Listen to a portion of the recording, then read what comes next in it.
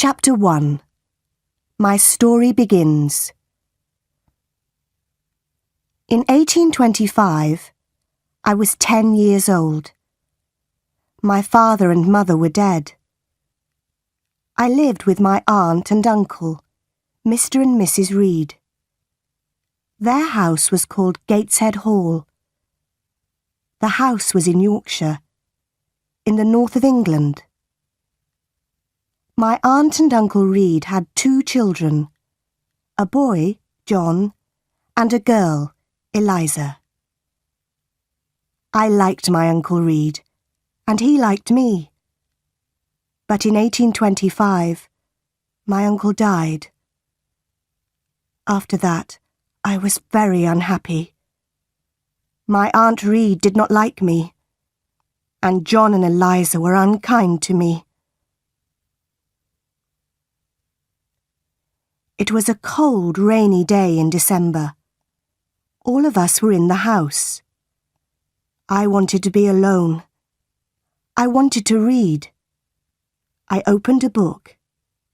Then I heard my cousin John's voice. "Jane! Jane Eyre! Where are you?" John shouted. He came into the room and he saw me. "Why are you reading my book?" he asked. "Give it to me." John took the book. He hit my head with it. I screamed.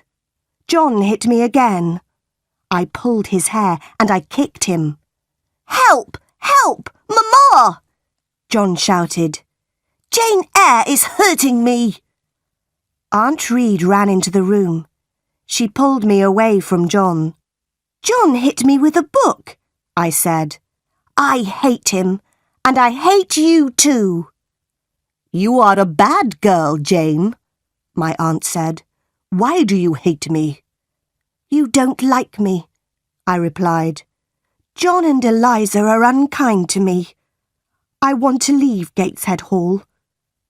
"You want to leave?" Aunt Reed said. "Where will you go? Your parents are dead. You cannot live alone." Aunt Reed thought for a moment. "My friend, Mr. Brocklehurst, is the owner of a school," she said. "I will send you to Mr. Brocklehurst's school." A few days later, Mr. Brocklehurst came to Gateshead Hall. He was a very tall man. His eyes were dark, and his face was cruel. "Jane Eyre," he said to me, "God does not like bad children. God punishes bad children, Jane Eyre." "God will punish John Reed," I replied. "John Reed hits me and he shouts at me." "That is not true. You are a liar, Jane Eyre," Mr. Brocklehurst said. "You must not tell lies. And you must not live here with your cousins. You will come to Lowwood School. You will become a good girl." "I want to come to your school, sir," I said. "I want to leave this house." "Bad girls are punished at my school, Jane Eyre," Mr. Brocklehurst said. "The girls work very hard at Lowwood." "I will work hard. I will be a good pupil, Mr. Brocklehurst," I said. 2 weeks later, I left Gateshead Hall. I went to Lowwood School.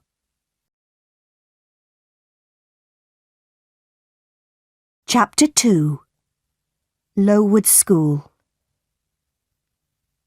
It was the month of January. I arrived at Lowwood School at night. A servant took me up some stairs and into a big bedroom. There were many beds in the room. The girls in the beds were asleep. The servant took me to an empty bed. I put on my nightclothes and I got into bed. Soon I was asleep too. I woke up very early. A loud bell was ringing. The bedroom was dark and cold. I watched the other girls.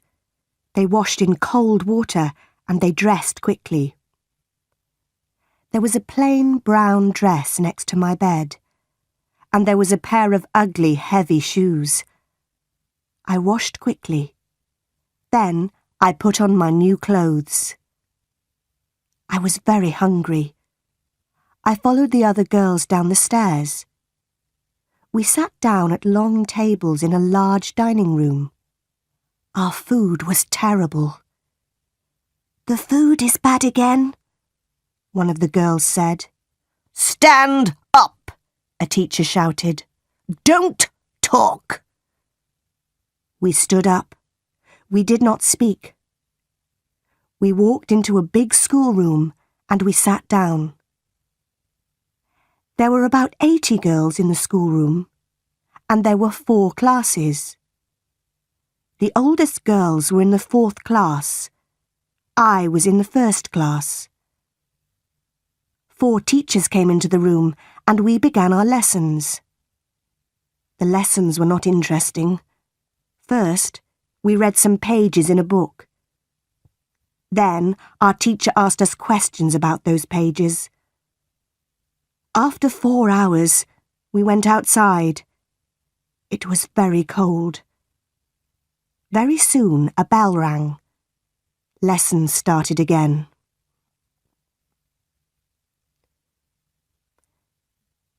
Three weeks passed.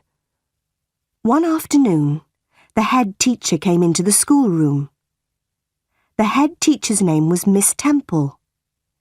Mr. Brocklehurst was with her. We all stood up. I stood behind an older girl. I did not want Mr. Brocklehurst to see me. Mr. Brocklehurst walked slowly round the room. Everybody was very quiet. And then I dropped my book. Mr. Brocklehurst stopped walking. He looked at me. "Ah, the new girl," he said. "Come here, Jane Eyre." Then he pointed at 2 of the older girls.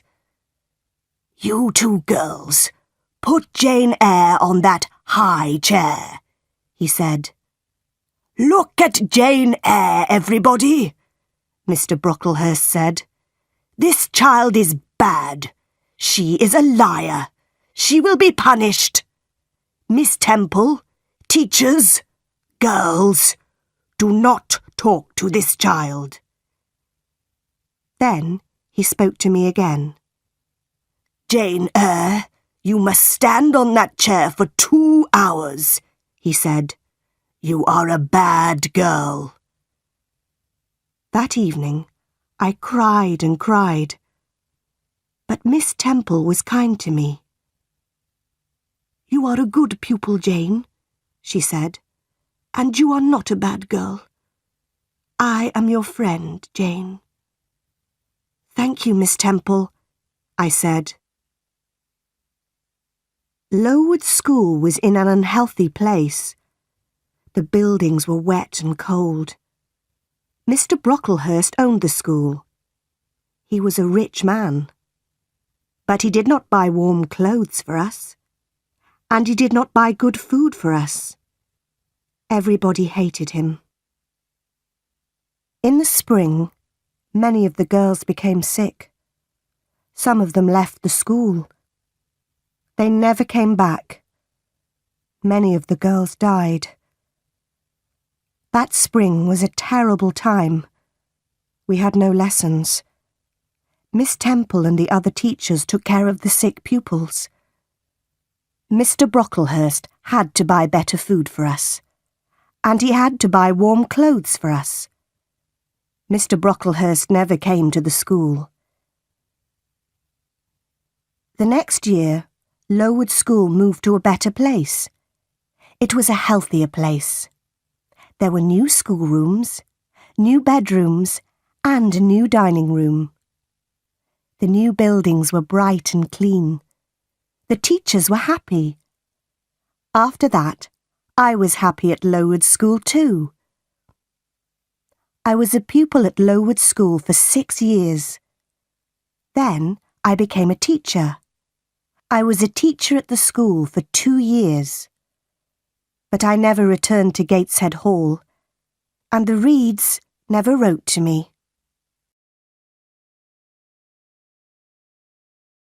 Chapter 3. Thornfield Hall. In 1833, I was 18 years old. In the summer, Miss Temple left Lowwood School. She got married. I wanted to leave Lowwood too. I wanted a new life. I will be a governess, I thought. I put an advertisement in a newspaper. October 1833, Lowwood. A young woman wants to teach 1 or 2 children in their home. She teaches English, arithmetic, geography, religion, French, drawing and music. J.E. I had a reply to my advertisement. The reply was from Mrs. Fairfax of Thornfield Hall near Millcote. Millcote was about 70 miles from Lowwood School. Mrs. Fairfax wanted a governess for a little girl. I wrote to Mrs. Fairfax immediately.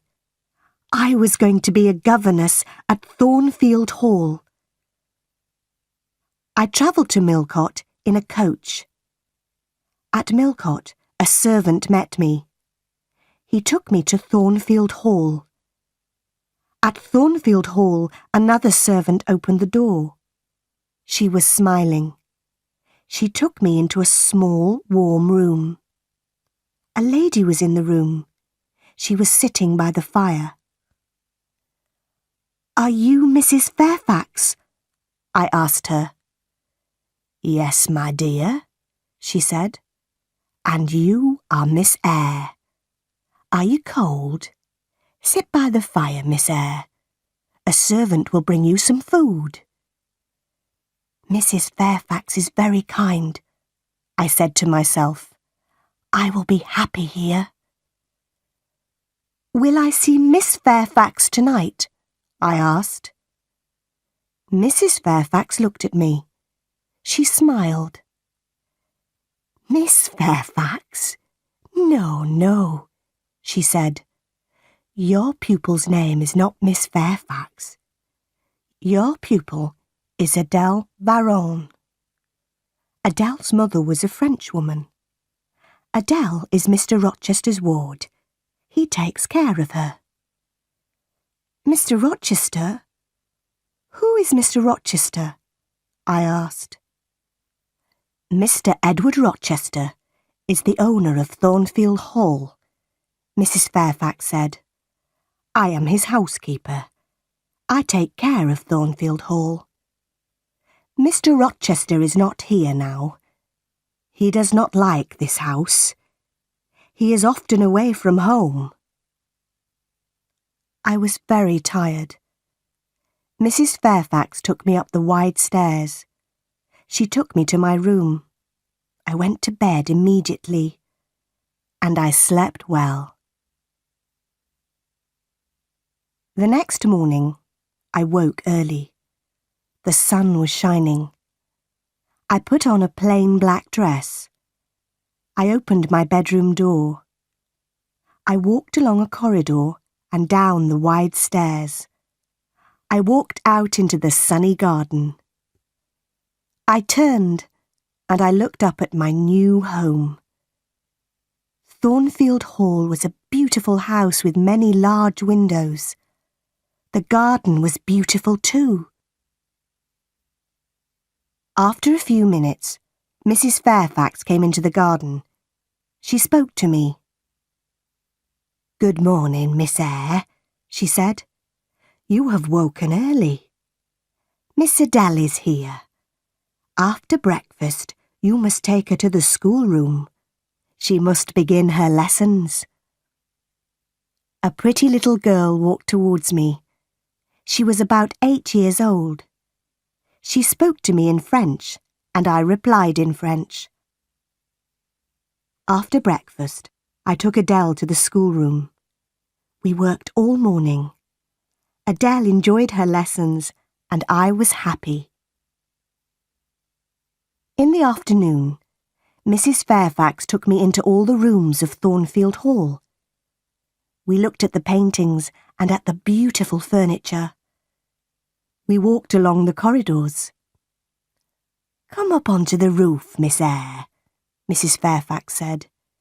"You will see the beautiful countryside around Thornfield Hall." We walked up many stairs. At last, we were at the top of the house. We walked along the top corridor. Mrs. Fairfax opened a small door, and we walked onto the roof. "Look, Miss Eyre," Mrs. Fairfax said. "You can see for many miles." We stood on the roof for a few minutes. Then we went back into the house. We walked carefully towards the stairs. The top corridor was narrow and dark. Suddenly, I heard a strange laugh. "Who is that, Mrs. Fairfax?" I asked. Mrs. Fairfax did not reply. She knocked on a door. "Grace," she said. The door opened.